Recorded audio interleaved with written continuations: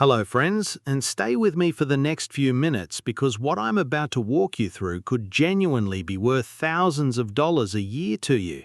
Here's something most people don't realize about Centrelink. It is not designed to chase you down and hand you money you're entitled to.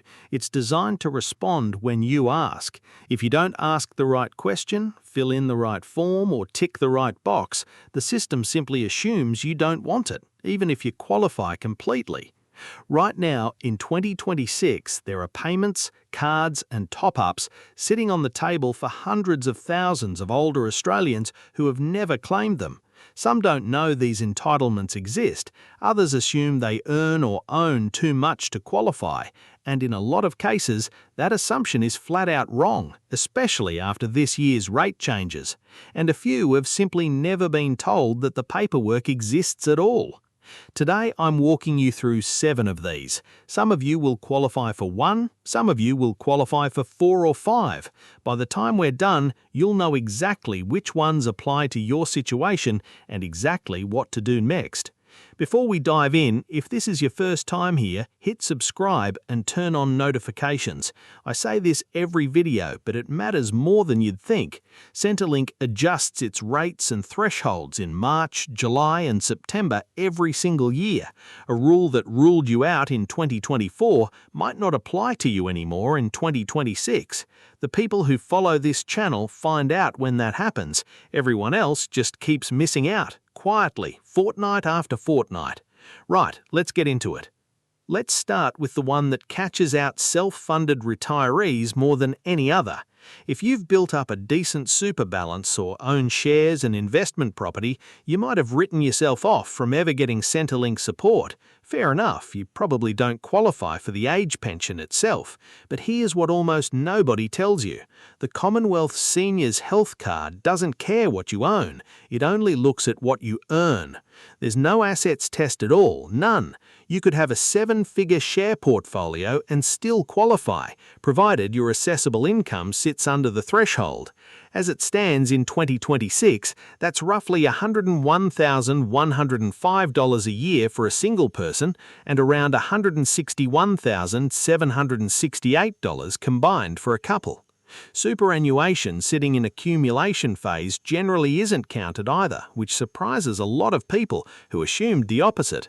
What does the card actually get you? Cheaper prescriptions under the PBS, bulk billing incentives that make your GP more likely to waive the gap, and in some states discounts on power bills, car registration and council rates.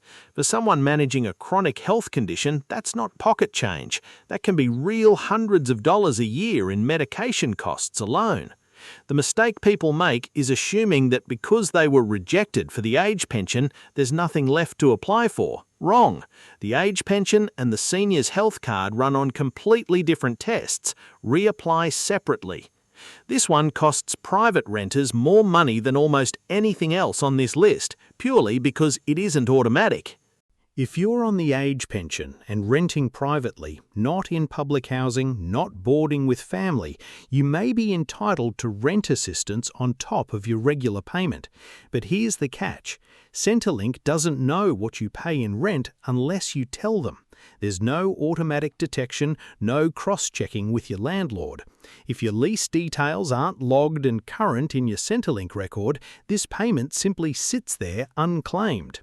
As of March 2026, if you're single and your rent runs above roughly $154.80 a fortnight, you start receiving 75 cents for every dollar you pay above that line, up to a capped maximum. For couples, the combined threshold sits around $250.80 a fortnight. Picture someone paying $420 a week in rent who moved 18 months ago and never updated their lease details with Centrelink. That's not a hypothetical. It happens constantly, especially when people move to be closer to family or downsize after a health scare. Every fortnight that goes by with outdated rental information is a fortnight of assistance quietly forfeited. Log into MyGov, check your Centrelink rent details, and if anything has changed, a new lease, a rent increase, a change of address, update it today. There's a persistent myth floating around that if a pensioner takes on part-time or casual work, Centrelink slashes their payment immediately. It stops a lot of capable, willing older Australians from picking up shifts they genuinely enjoy. A few days at the local nursery, some casual retail over Christmas, consulting work in their old trade. The work bonus exists specifically to stop that from happening. Every fortnight, whether you work or not, you build up a credit of $300 toward the income test. That credit can bank up to a maximum balance of $11,800. When you do pick up paid work, that banked amount offsets your earnings before Centrelink even looks at the income test. In practice, this means a pensioner with a full work bonus balance can earn a decent lump sum from a short block of work. Think a few weeks of harvest work, election day staffing, or a busy retail season without it touching their pension at all.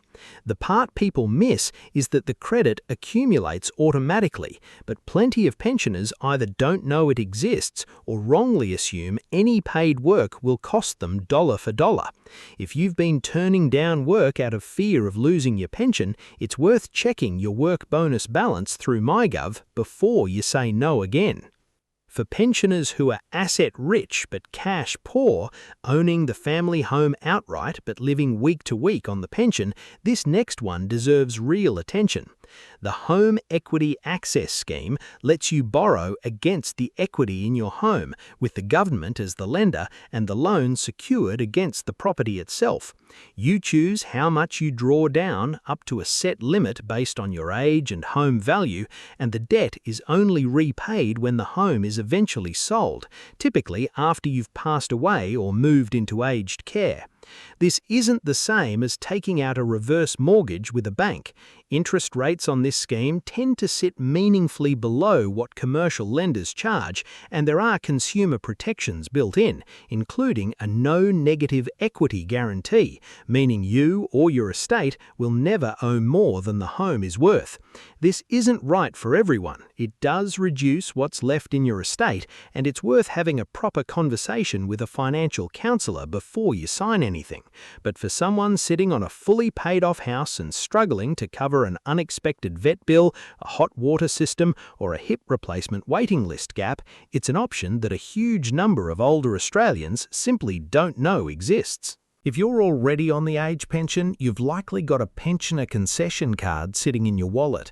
Most people use it for cheaper prescriptions and call it done. That's only scratching the surface. Depending on your state, that same card can unlock discounts on council rates, water bills, electricity and gas, and public transport.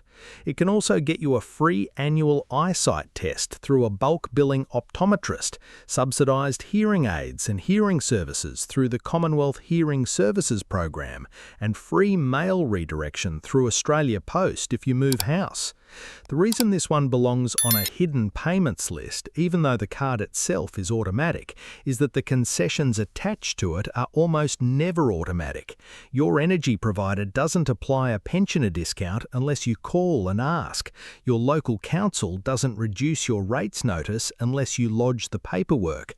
People carry this card for a decade and never claim half of what it unlocks. Take 20 minutes this week. Call your electricity provider, your water authority, and your council and ask directly, what concessions am I entitled to with a pensioner concession card? You might be surprised what comes back. Here's one that catches out people who were told no years ago and never went back to check. Both the income test and the assets test cutoff limits get indexed upward in March and September each year, in line with cost of living movements. That means the line in the sand for who qualifies keeps shifting, almost always in the direction of letting more people in, not fewer.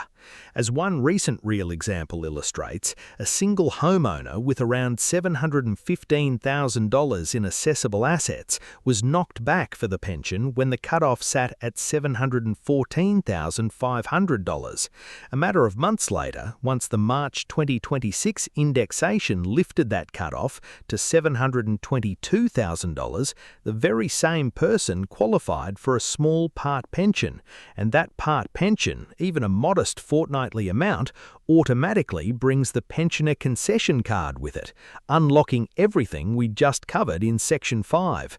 If you were assessed as ineligible any time in the last 2 or 3 years and your financial position hasn't changed dramatically since, there's a real chance the goalposts have moved enough that you'd now qualify. This isn't a one-off check and forget situation. It's worth reassessing every time you hear about a rate change. This last one is less about a new payment and more about protecting the payment you already receive. Centrelink allows you to set aside money in a funeral bond or prepay funeral expenses outright, and that money is excluded from your assets test entirely, up to a set limit, which sits at $15,500 per person from July 2026. For couples, both partners can each hold their own exempt bond. Think about what that means practically.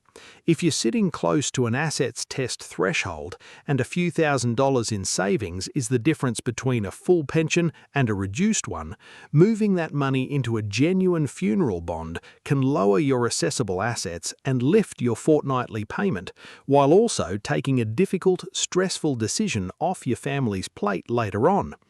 It has to be genuine prepayment, not a way to hide money you plan to spend elsewhere, and it's a decision worth making with a clear head rather than under pressure. But for retirees hovering right near a cutoff line, it's one of the few completely legitimate ways to restructure your affairs and potentially increase what you receive every fortnight. Let's bring it all together. If you're a self-funded retiree who assumed Centrelink has nothing for you, check the Commonwealth Seniors Health Card because it's about income, not assets. If you're renting privately, make sure your details are current because rent assistance doesn't chase you down, you have to claim it. If you've been avoiding part-time work out of fear it'll cost you your pension, check your work bonus balance before you turn down the next shift. If you're sitting in a home you own outright but stretched thin week to week, the Home Equity Access Scheme is worth a serious look.